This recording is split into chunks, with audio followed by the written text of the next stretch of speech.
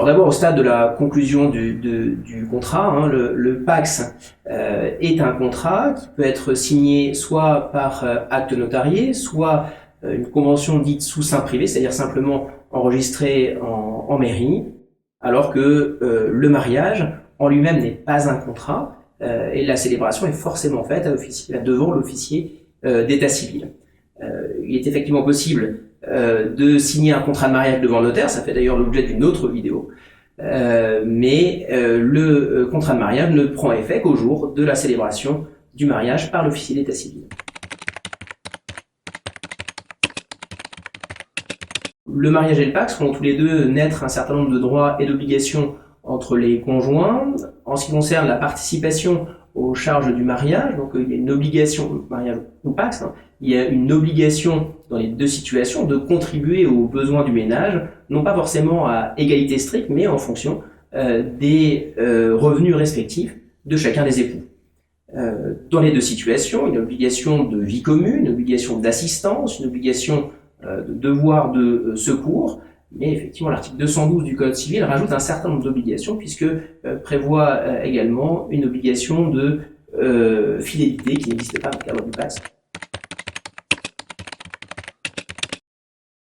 Alors, au niveau fiscal, les partenaires pacsés et les conjoints mariés se trouvent dans une situation identique, puisqu'effectivement, s'agissant de l'impôt sur le revenu, le PACS et le mariage donnent naissance à un foyer fiscal, c'est l'obligation de faire une déclaration de revenus commune. Et puis, s'agissant des droits successoraux, pour les biens que peuvent se transmettre les partenaires pacsés ou les conjoints mariés, cette transmission se fait en totale exonération de droits de succession. Alors, le mariage et le PACS prévoient tous les deux des règles de répartition des biens entre les partenaires pacsés et entre les conjoints mariés. Une différence essentielle, c'est que par défaut, dans le cadre du PACS, c'est le régime de la séparation des biens qui s'applique. Alors que dans le cadre du mariage, c'est le régime de la communauté qui s'applique, c'est-à-dire que les revenus générés post-mariage sont mis en commun par les deux époux. Dans les deux cas, que ce soit le PACS ou le mariage, il est possible de rédiger une convention ou un contrat pour modifier et choisir un régime différent de celui qui est proposé par défaut.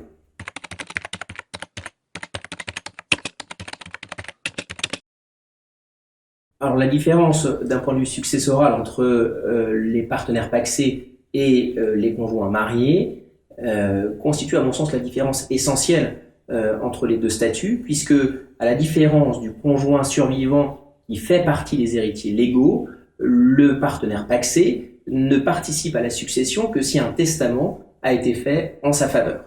On s'est rendu compte que beaucoup de nos clients pensaient qu'un testament, qu'un PACS était suffisant pour transmettre des droits successoraux. Ça n'est absolument pas le cas. Le PACS permet aux partenaires de se transmettre des droits en exonération d'impôts, mais pour pouvoir se transmettre des droits, un testament doit impérativement être rédigé. Même en présence d'un testament, le conjoint survivant et le partenaire pacsé ne se trouvent pas dans une situation d'égalité. On a beaucoup parlé ces derniers temps de la réserve héréditaire, qui est la part qui revient obligatoirement aux enfants dans le cadre d'une succession. Le conjoint marié dispose d'une quotité disponible spéciale, c'est-à-dire qu'il peut empiéter sur les droits des enfants pour avoir le droit à la jouissance de l'ensemble du patrimoine du conjoint décédé. Cette quotité disponible spéciale n'existe pas au profit d'un partenaire pacsé, ce qui fait qu'en cas de conflit avec les enfants, même en présence d'un testament, le partenaire pacsé pourrait se voir obligé de verser une somme d'argent aux enfants, notamment pour pouvoir rester dans la résidence principale.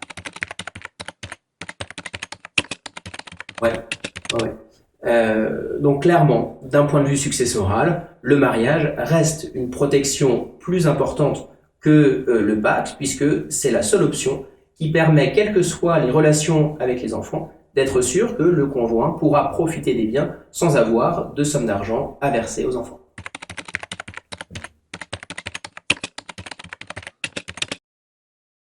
En cas de séparation, les couples mariés et les couples pacsés se trouvent dans des situations très différentes, puisque dans le cadre d'un PACS, le PACS peut être rompu à l'initiative d'un seul des deux partenaires.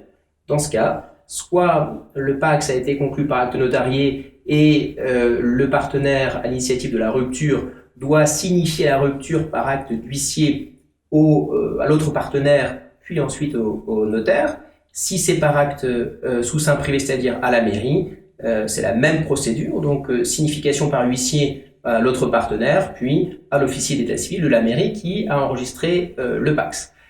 Si le PACS est rompu d'un commun accord, une déclaration conjointe est signée par les deux partenaires et adressée soit à la mairie, soit au notaire. Dans le cadre d'un mariage, la rupture est malgré tout plus complexe puisqu'on passe forcément par un divorce. On distingue aujourd'hui deux principales familles de divorce. Le divorce par consentement mutuel, qui a lieu aujourd'hui dans plus de 90% des cas sans l'intervention d'un juge, et le divorce contentieux, qui requiert encore l'intervention du tribunal. En conclusion, on peut dire que le mariage reste le statut le plus protecteur des conjoints, notamment en cas de succession. En revanche, en cas de séparation, le mariage est nettement plus difficile à rompre puisqu'il faut passer par la case divorce, ce qui suppose effectivement des avocats, un certain nombre de frais, alors que le PACS peut se rompre beaucoup plus facilement.